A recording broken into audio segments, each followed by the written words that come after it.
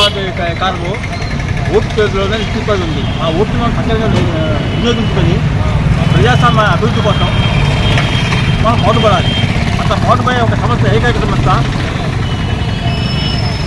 BJP party మాత్రమే. అటువంటి బహుజన సమాజవాదీ పార్టీకి మద్దతు ఇచ్చి మనకి కావాల్సిన పొందవలసిన హక్కుల్ని రాజ్యాంగబద్ధంగా పొందాలి. అందుకోసం మనం ఐక్యత ఉండాలి, బహుజన ఐక్యత ఉండాలి. బహుజనులు కావాల్సిన ఓటాన్ని సమర్థవంతంగా మన నుంచి వినియోగించుకోవడానికి మనకు ఒక ప్లాట్ఫామ్ కావాలి. అదే ప్లాట్ఫామ్ బీజేపీ. థ్యాంక్స్. నాయకుని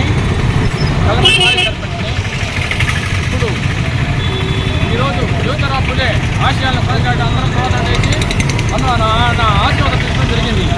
కానీ ఈ రోజున మనం ఆ రోజు అంబేద్కర్ గారు పెట్టిన ఆశయాలు కానీ రిజర్వేషన్లు కానీ ఎంతో మంది కష్టపడి ఆ రోజు యువజన కానీ అంబేద్కర్ గారు కానీ ఆయన శేఖరాలను మర్చిపోయి మనము ఈ రోజున అవినీతి చేసే వాళ్ళ మీద పడి మనము వాళ్ళ జెండాలు మోసుకుంటూ వాళ్ళ బాధ్యత పథకంగా మనం మారటం లేదు.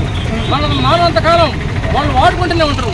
ఎందుకంటే ఒకసారి మంచిగా ఆలోచించుకుంటే ఇది చాలా తీరం లోటు ఇది మనకి.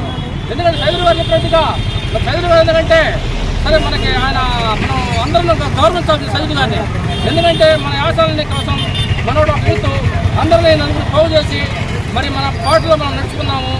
ఈ అక్రమ పాటలను మనం అర్థం మనం ఈ పాటలు మనకు వద్దు.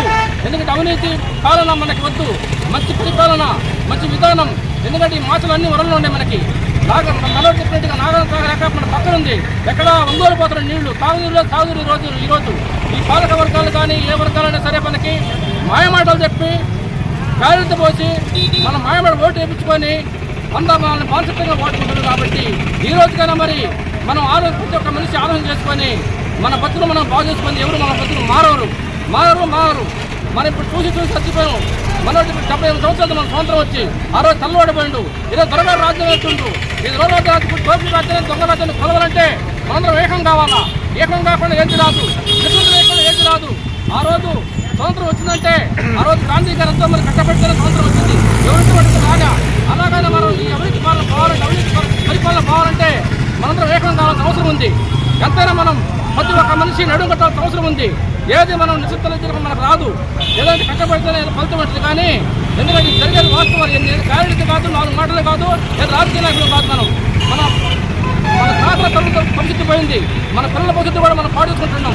అందుకు కాబట్టి ఇది మనందరం మంచిగా ఆలోచన చేసుకొని మనందరం ఏకమై ఈ మార్చిన ప్రాంతంలో అన్ని గ్రామాల నుంచి తరలి వచ్చి ప్రతి ఒక్క పేదవాళ్ళ కుటుంబాన్ని మన ఆవేదన అర్థం చేసి వచ్చే మళ్ళా 2-3 నెలల్లో భారీ ఎత్తుగా ధర్నాలు పెడదామని మనందరూ నా సంకల్పం నా ఆలోచన తెలియజేస్తున్నాను. ఎందుకంటే ఇది చాలా బాధాకరం తలుచుకుంటే. ఎందుకంటే ఈరోజు ఏంటంటే 10 ఎకరాలు పొలం వేసుకున్న వాడికి నీళ్ళు లేవు, పెట్టుబడులు ఎక్కువైపోయినాయి, పత్తి చూస్తే ఎంత రేటు అమ్ముతుంది, వండువాడు కొనుక్కొని పోతుండు, పెద్దవాడికి వద్దయిపోతుంది. ఎంత రేటు ఉంది, మందుబుడు చూస్తేనేమో 1000 పెరిగిపోతున్నాయి. పత్తి రైతు రేటు లేదు, మెత్తికి రేటు లేదు. రైతు పోయి 10 ఎకరాల రైతు వాచ్మెన్గా ఉంటుంది. ఎంత అవగాహన మనకి. అంత గౌరవకారంగా బతికిన రైతు ఏమన్నా వాచ్మెన్కి 5 ఇవన్నీ ఎవరైనా కలుసుకుంటారా?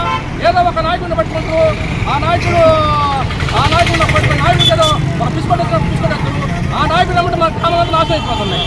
అందుకని మనం ఇప్పటికే తెలుసుకొని మనం ముందుకు పోకపోతే మనకు చాలా ప్రమాదం జరిగే అవకాశం ఉందని తెలియజేస్తున్నాను.